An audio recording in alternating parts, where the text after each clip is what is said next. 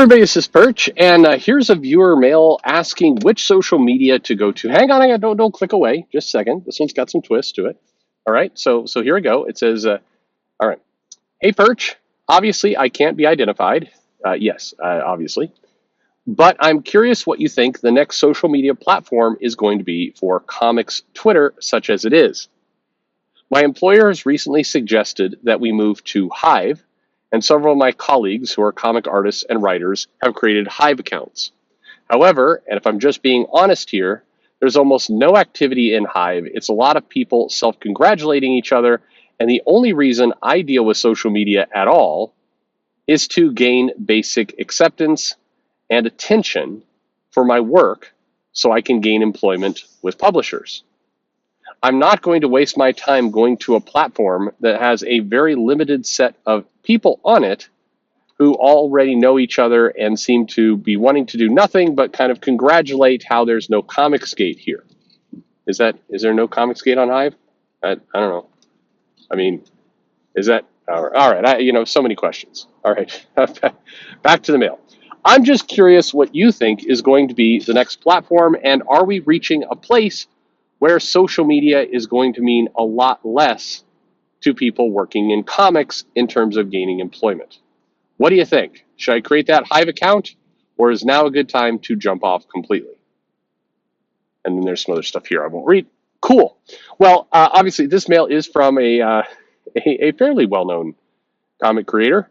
Has active books at one of the big two publishers and getting more by the look of things. So way to go. If I read the person's name, people would lose their shit. Anyway, not in a good way, like in an angry way. Anyway, fun times on the old Perch show. All right, so obviously, what's the background here? Well, Twitter was purchased by Elon Musk, and people didn't like that.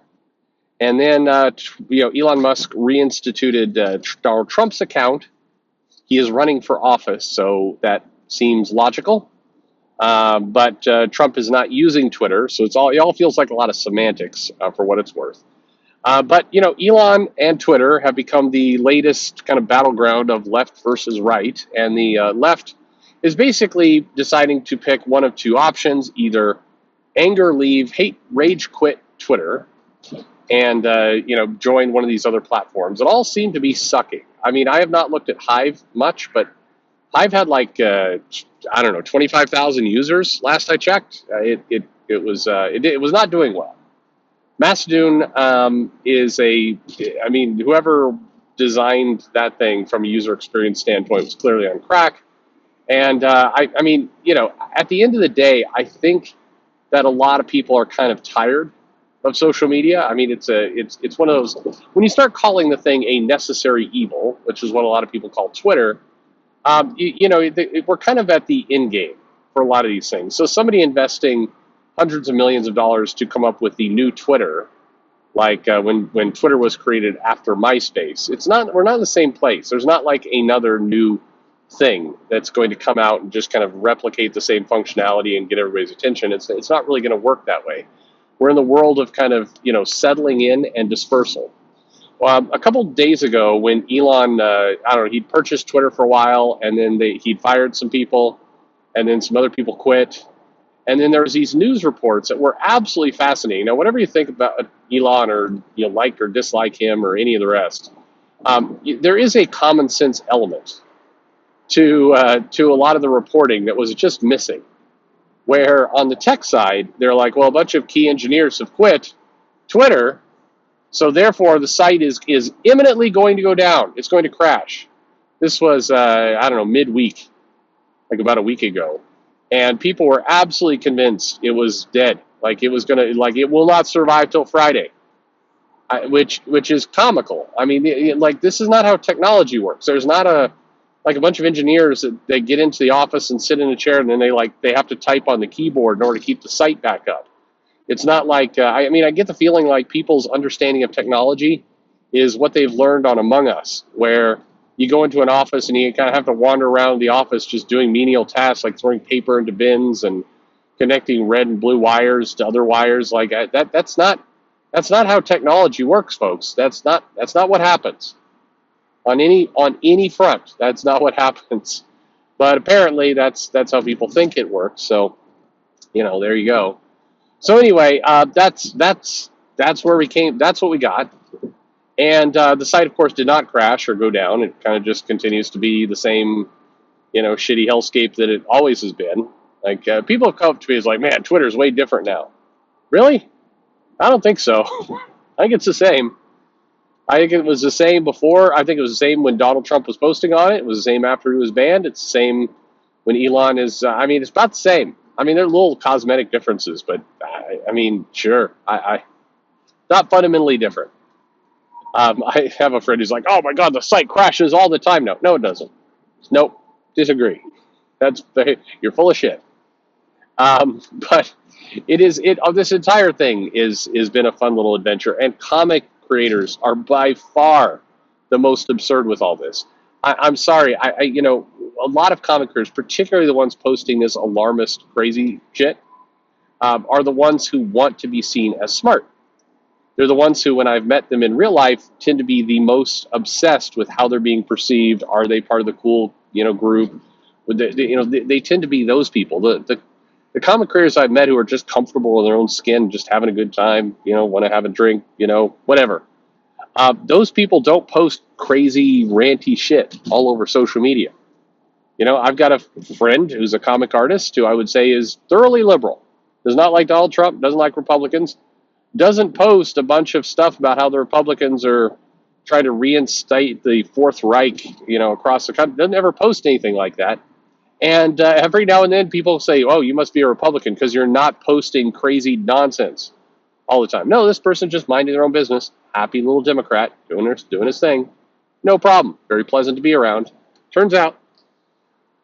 But in general, I think if you are trying to get attention for your work, well, you have to go where potentially the editors are. So yeah, create your account on Hive, create your account on Tumblr, create your account on Instagram. Instagram's probably your safest bet. But I wouldn't run away from Twitter. And keep in mind, it's going to be a rare day where I give that advice. Usually my advice is get the fuck away as fast as you can. But if your reasons for doing so are the technology is about to implode and everything is going to die, well, that's a stupid reason. That's a horrible, horrible reason. If you're starving and you need food, you can grit your teeth and go into Arby's. You do need food to survive, and 40% of Arby's qualifies as food. So, that makes sense. If you're going into Arby's to have a great dinner, that's a stupid reason to go into Arby's. You're going to have a terrible dinner, so don't do it. This is what it's like with Twitter. It's healthy for your brain to get off of it for whatever the reason to get off of it. But at the same time, don't be a fool. It is Twitter is the place that's going to have the most attention for a while. Facebook is shifting, but if you want to get kind of mass appeal, you want to grow a name for yourself. Here's what you do: you go on Twitter, you schedule a bunch of posts of your work, your art, whatever. You don't act like a crazy asshole on any front.